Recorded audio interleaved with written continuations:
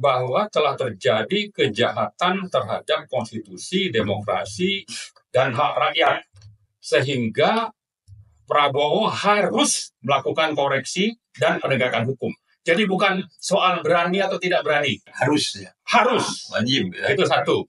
Yang kedua, yang juga sering diungkap oleh teman-teman perjuangan. Ini kan waktu tinggal 3 bulan, 2 bulan, dan sebagainya. Bagi kita bukan soal waktu. Tapi ini soal prinsip negara hukum. Ada penjahat, ada pengkhianatan terhadap negara, maka pelakunya itu harus diproses hukum, ditangkap dan diadili.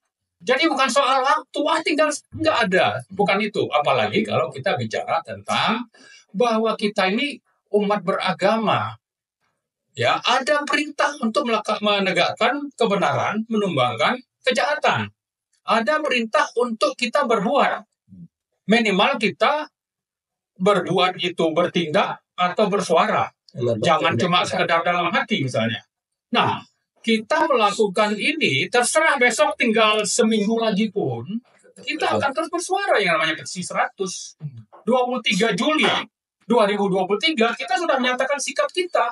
Minta supaya ada proses pemakzulan terhadap Joko Widodo. Sesuai dengan pasal 7A, dilanjutkan dengan 7B. Dan kenapa kita menuntut itu? Karena kita punya sekian banyak fakta di lapangan. Bahwa ini negara-negara hukum. Maka penyelenggara-negaranya harus patuh taat kepada hukum. Yang kita temukan, banyak pelanggaran hukumnya. Maka kita itu menyatakan sikap untuk terjadinya proses pemakzulan. Nah, yang menjadi masalah adalah ternyata penyelenggara negara bukan cuma Joko Widodo yang bermasalah. Di sisi legislatif juga bermasalah, yudikatif juga bermasalah. 3 cabang kekuasaan ini sudah bermasalah, tidak menjalankan fungsi tugasnya sesuai dengan amanat konstitusi. Maka kita dari petisi 100 yang punya tanggung jawab kepada negara, kepada bangsa, kepada rakyat, menyuarakan dan membacakan petisi itu. Itulah yang paling prinsip perlu kita ingatkan kepada publik tentang 2 hal tadi pertanyaan. Apakah Prabowo berani atau tidak? Ini waktu tinggal 3 bulan, tapi jawaban kita adalah bahwa ini negara hukum, ada pelanggaran, ada pengkhianatan, maka kita mau ini diproses secara hukum. Segera.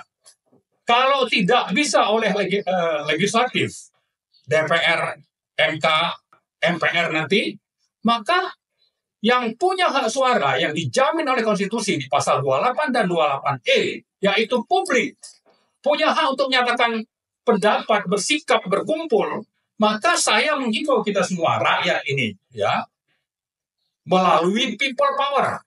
Ini dijamin oleh konstitusi. Mari kita lawan rezim yang sudah mengkhianati konstitusi ini. Mundur dulu, baru minta maaf. Reza Fadilah, pemerhati politik dan kebangsaan. Setelah Tempo mengurai nama dosa Jokowi dan sebelumnya telah banyak pula kritik, mosi, petisi, aksi, tiba-tiba Jokowi minta maaf atas kesalahan yang dilakukannya selama memerintah. Dengan sedikit merintih menyadari dirinya sebagai manusia yang tak luput dari salah. Sebagai manusia tentu bagus saja Jokowi meminta maaf. Akan tetapi sebagai presiden yang menjalankan amanat rakyat, ia harus bertanggung jawab. Sampai saat ini tak ada tanda-tanda ia tampil sebagai makhluk yang bertanggung jawab. Masih senang lari-lari sambil terus menambah dosa. Minta maaf rasanya hanya intermezzo atau kamuflase. Nafsu Jokowi tetap merajalela,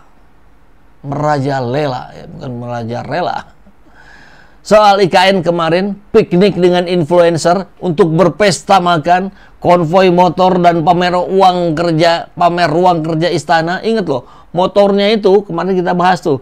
Motor Jokowi itu pesanan Jokowi tapi tidak tercatat di laporan kekayaannya. Ditemani Pak Basuki, sama motornya nunggak pajaknya itu setahun. Teladan apa yang sedang Anda berikan pada rakyat? Tidak bisa tidur jadi berita. Pekan depan dia akan membawa 500 relawan ke IKN. Pidato-pidatoan sambil hura-hura. Konon katanya diundur ya. Alasannya karena terlalu mepet dengan 17 Agustus. Ya, pakai uang siapa tuh? Itu baru IKN, belum PIK 2 yang berbau Cina. Pengendalian TNI dan Polri melalui rekayasa aturan serta nepotisme yang tak tahu malu. Lalu apa arti minta maaf? Tidak ada. Lip service, kata mahasiswa. Sederhananya, andai Jokowi dan keluarga serta kroni melakukan korupsi yang dianggap kesalahan manusia, apakah selesai dengan sekedar minta maaf? Tentu tidak. Harus tetap diproses pelanggaran hukumnya. Demikian juga untuk berbagai kejahatan politik lain seperti pengkhianatan, pemenjaraan, dan pembunuhan politik. Menjual tanah dan air milik negara, merampok kedaulatan rakyat, atau berkolaborasi dengan penjajah. Semua itu harus mendapatkan sanksi. Dalam hukum, memang memungkinkan suatu perbuatan melanggar hukum dapat bebas dengan sebab adanya alasan pemaaf. Berkaitan dengan ini, pada pasal 44 ayat 1 KUHP menegaskan, perbuatan pidana dapat dimaafkan jika pelaku ada mengalami penyakit gila atau idiot, psikiatris, atau guncangan jiwa luar biasa psikologis, atau ada upaya paksa atau darurat, overmatch. Rasanya, tidak ada kondisi darurat yang menyebabkan Jokowi harus melakukan tindak pidana. Semua berjalan normal saja, entah untuk sebab lain seperti gila, idiot, atau guncangan jiwa. Itu tugas psikiater dan psikolog untuk memeriksanya. Bukan pengamat atau akademisi, apalagi aktivis. Ulama tentu siap saja untuk terapi spiritual. Oleh karena itu, permintaan maaf Jokowi di depan zikir dan doa kebangsaan di Istana Merdeka kemarin patut diabaikan. Nanti ditunda saja saat Lebaran untuk saling memaafkan manusiawi dengan salam-salaman. Bukti menyadari kesalahan dan menyesal atas perbuatan dengan mundur dari jabatan ternyata tidak dilakukan.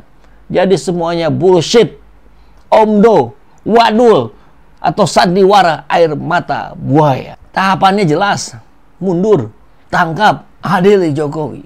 Setelah mendapatkan hukuman, itulah waktu yang tepat untuk minta maaf. Dan semoga rakyat memaafkan dengan mendoakan agar Pak Jokowi tabah, sabar, dan diampuni. Sambil merenung betapa naasnya berada di dalam penjara. Bertobatlah saat itu dengan setobat-tobatnya.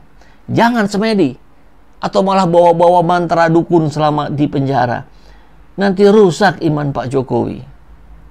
Sampai 20 Oktober 2024 masih ada waktu untuk sukarela mundur. Toh semua usaha politik Jokowi sudah mangkrak dan gagal.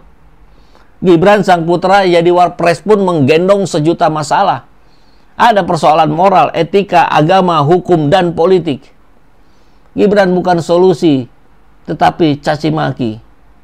Lewat 20 Oktober 2024 persoalan akan menjadi lain lagi. Jokowi bukanlah pahlawan, tetapi penjahat yang memulai karir sebagai pengusaha mebel, wali kota, gubernur, dan presiden. Dinasti yang dibangun menjadi nafas terakhir dari sakaratul mautnya. IKN adalah kuburan politiknya. Mereka yang bernafas, tetapi telah hilang rasa malu, al-haya, tidak amanah, al-amanah, dan tidak peka atau tidak memiliki rasa sayang, ar-rahmah, maka ia telah mati iman dan bagaikan berada di alam kubur. Hadis riwayat Ibnu Majah itu dapat menjadi rujukan.